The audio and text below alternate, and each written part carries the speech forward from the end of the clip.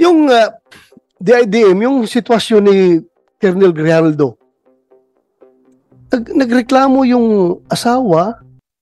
We are always talking about welfare ng mga tao natin. Nakakulong na yung asawa niya, pinutulan pa daw ninyo ng sweldo. Very double injustice on his part, na wala na makain yung pamilya niya dahil pinutulan nyo ng sweldo. Hindi naman niya, he did not violate any law. Kasama niyo ako. Hindi ako outsider ng PNP. And I love the PNP. Hindi. Yung pinanggalingan ng mga pinagsasabi ko, hindi. Dahil nasa kabilang bakod kami ng politics. Wala. At akin dito. Ano yung uniforme na sinusuot ninyo at willing kayo na mamatay sa uniforme na yan. Yun ang aking sinasama ng loob, Kenneth.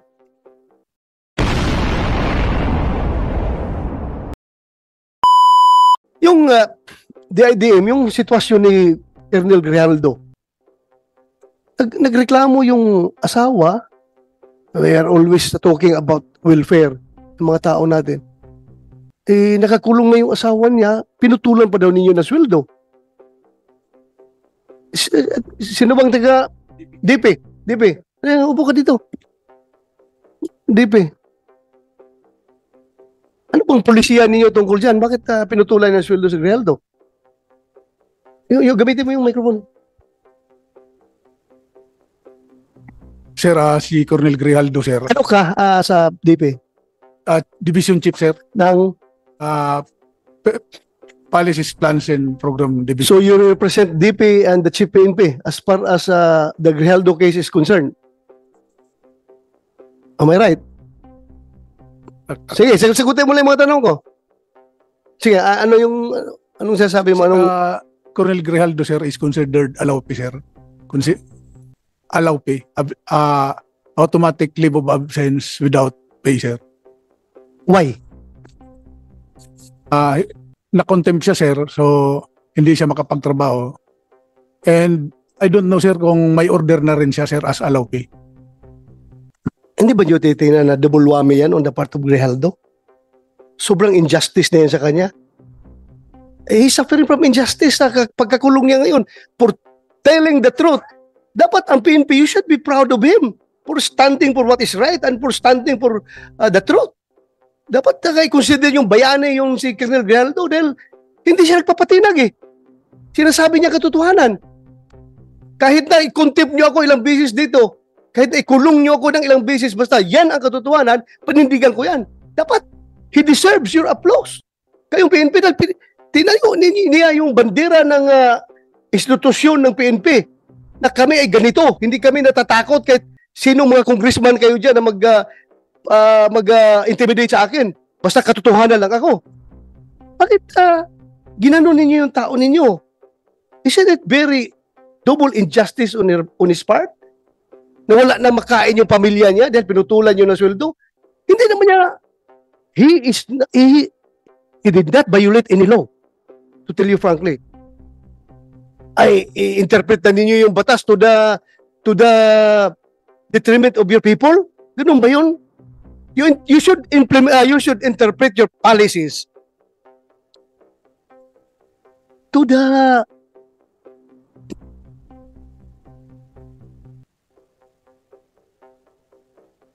advantage of your people. Tingnan nyo, you should be liberal enough to interpret your own policies. Hindi yung porke nakakulong, i-apply ka agad yung no work, no pay. I-apply ka agad ninyo yung ano ba yung policy natin dyan pag nakakulong? Yung sabi nyo, yung incarcerated na tao or one is automatic, putol ang kanyang sweldo. Kawawa naman yung tao. Yung ginagawa natin yung policy na yan, ha? The intent of that policy is to make sure na yung mas kalawag na police natin na nakakulong ay hindi na mag-enjoy sa sweldo niya. Is Grijaldo is kalawag. Kahit for purposes of discussion, sabihin nyo, isa, wala kami magawa. Yan ang polisiya natin. No work, no pay. at kapag incarcerated, putol ka ng sweldo. But still, dapat may puso kayo sa tao ninyo. Kung nangyari sa'yo yung ginawa kay Grijaldo, anong sabihin mo? Sige nga, I would like to get your opinion. Sige, you open the mic. Ikaw, nagsasabi na totoo sa isang congressional hearing. Kinuntim ka, ikinulong ka. Ngayon, nakakulong ka na, pinutulan pa na PNP yung sweldo mo. Wala ka ng pagkain yung pamilya mo dahil wala ka ng sweldo. Yes, sir. Ano masasabi mo? Sir, I think I will have the same sentiments with Colonel Grijaldo. Correct. Yes, sir. Particularly that he is my classmate, sir. Oh, so your classmate. Huh?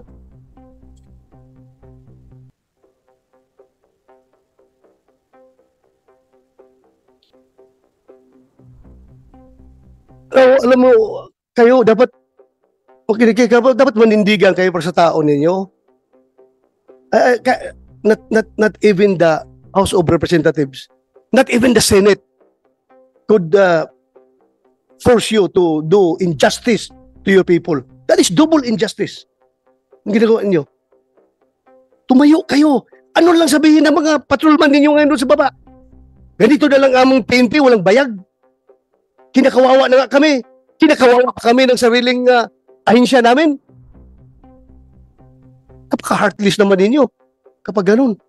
So, classmate mo si Grijaldo. So, ano ngayon? Hindi kayo naawa.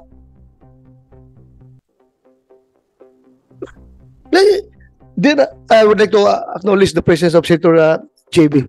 Ejercito. Thank you, Your Honor, for joining. Alam mo, that is why I required the Chief PNP to be here. I would like him to explain his side properly. Dapat. Because as a commander, it's very basic. Dalawa yung ating function as a commander.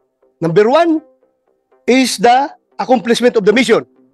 And number two is the welfare of our men. Dalawa yan. Magkatabi yan. Accomplishment of the mission, welfare of our men. Anong welfare ang ginawa niyo kay Grijaldo? Hindi ba talagang nilaglag ninyo siya? Dahil as I have said, you should be proud of him. Hero ninyo siya. Porke galit sa kanya yung Quadcom, galit na rin kayo sa kanya.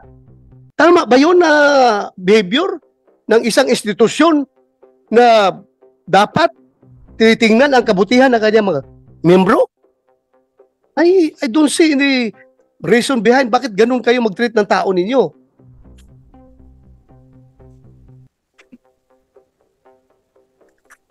Yes.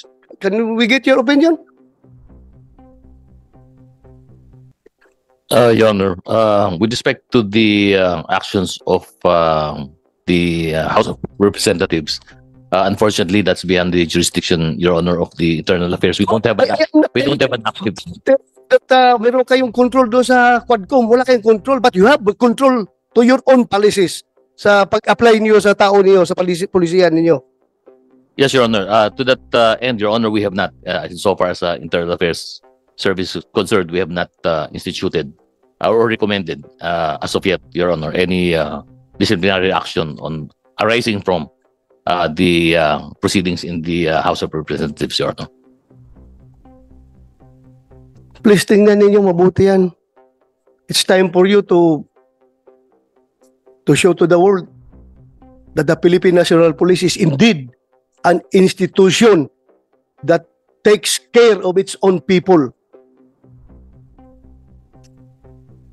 Huwag naman ninyong ganyanin yung tao ninyo. Ikinungulong na nga.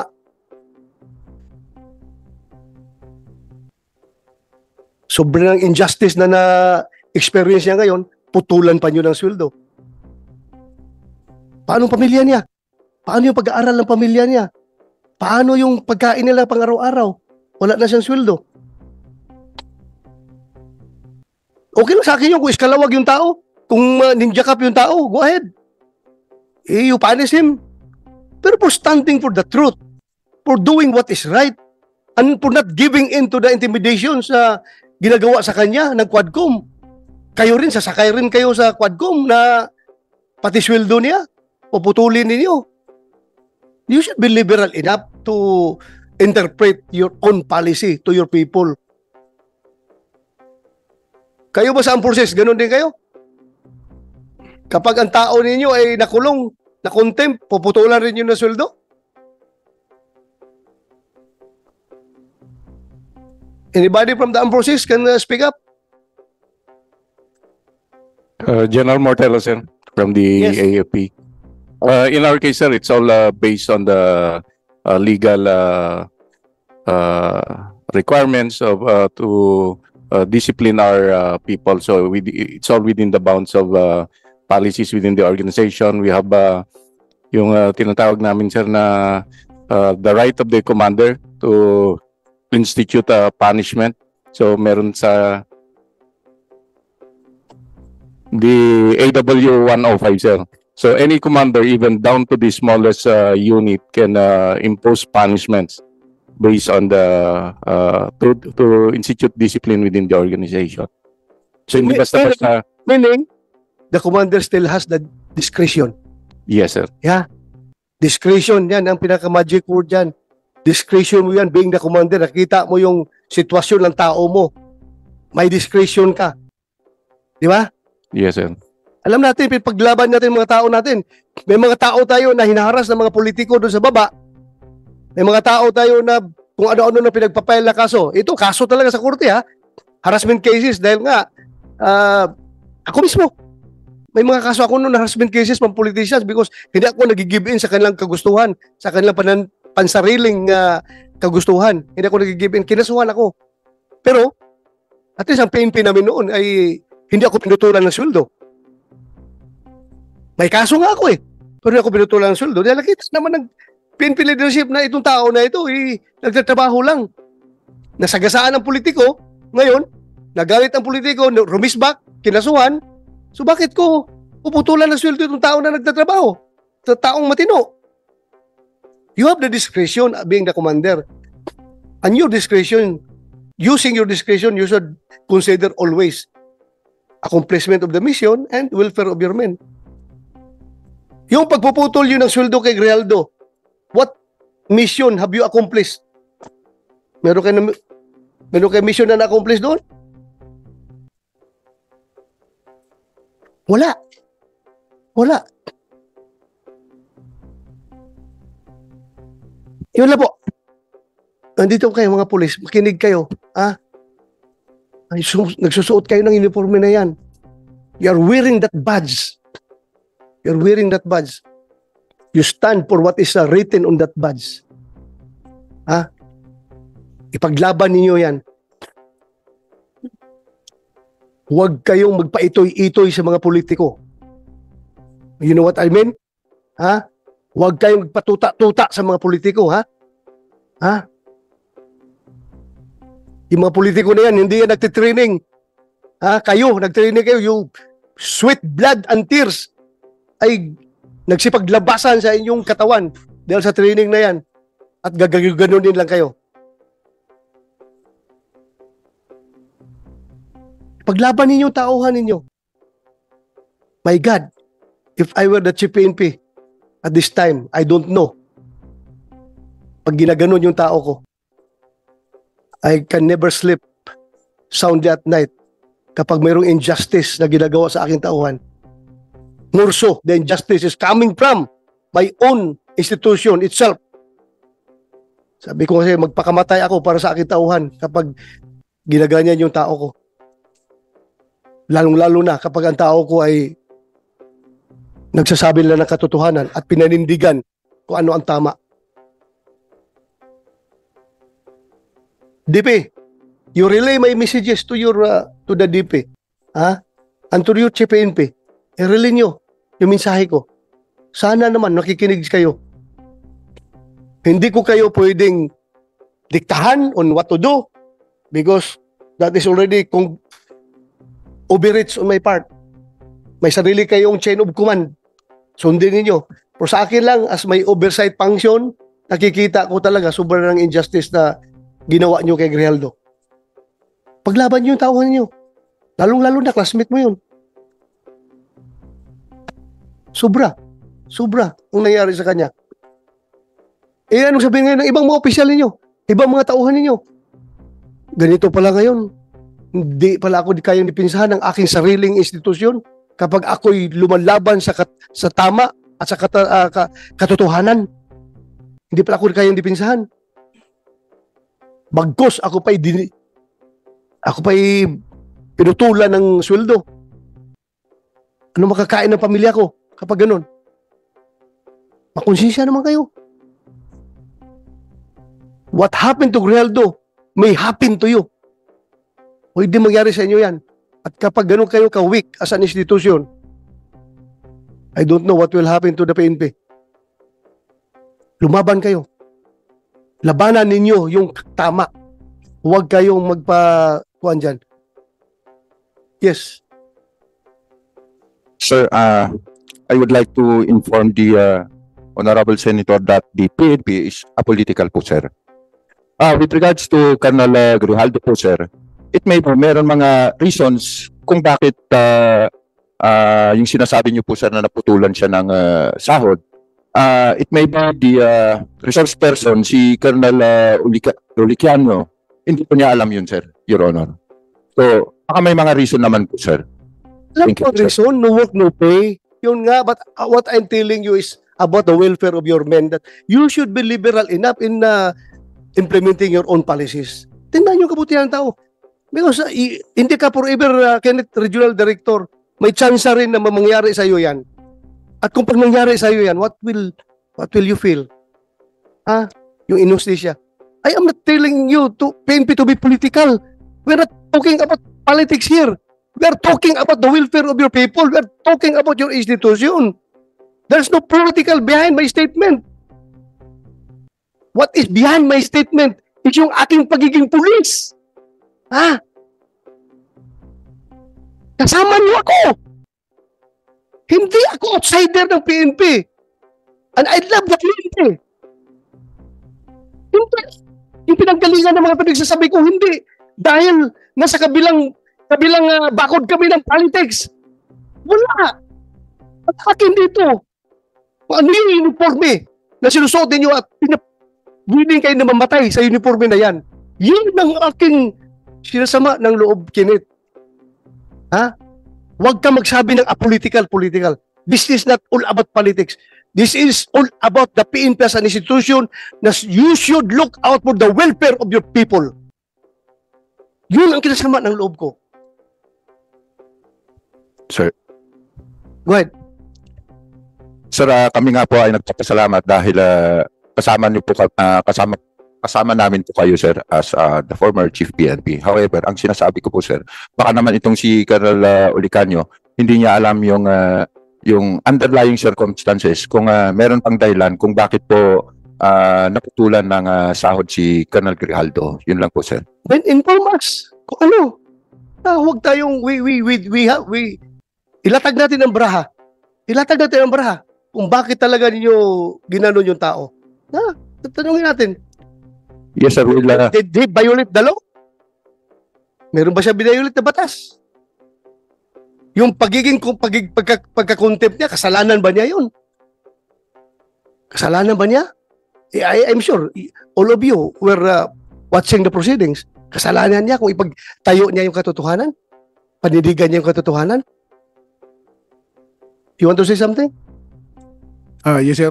Based on our policy, sir, yung allowpay po kasi, sir, once hindi siya makapag-perform, katulad nung nakulong, sir, so he will be issued orders as allowpay, sir. Then, corresponding to that, yung salary niya, sir, talagang puputulin din based on the... Wala akong question dyan. Alam ko may mga policy na ganyan. What I am telling you about is how you interpret your policies. Maawa naman kayo sa tao ninyo. Yun lang sa akin. Welfare of your men. Yun lang sa akin. I hope you get me right. I hope. Hindi ko sinasabi na pag walang tapon niyo yung mga policy ninyo dahil ginawa yan, may rason yan. At ang rason yan, I should be clear to you. Bakit dating ginawa yan? Kasi yung mga kalawag na pulis, na patuloy pa rin na nagtatanggap ng sweldo kahit may mga kaso. Yan, ginawa natin yan. Pero in the case of Grijaldo, dapat sabi ko nga sa inyo, dapat marunong kayo interpret your own policy to your advantage. Kayo, advantage ninyo sa inyo. Huwag naman na ganunin yung tao ninyo. So, yeah, you want to say something? Yes, sir. Sir, we will submit ASAP, sir, yung documents regarding Colonel Grijaldo, sir, to your office. And we will also inform yung office concerned, Your Honor. Thank you po. Thank you. Salamat. You want to say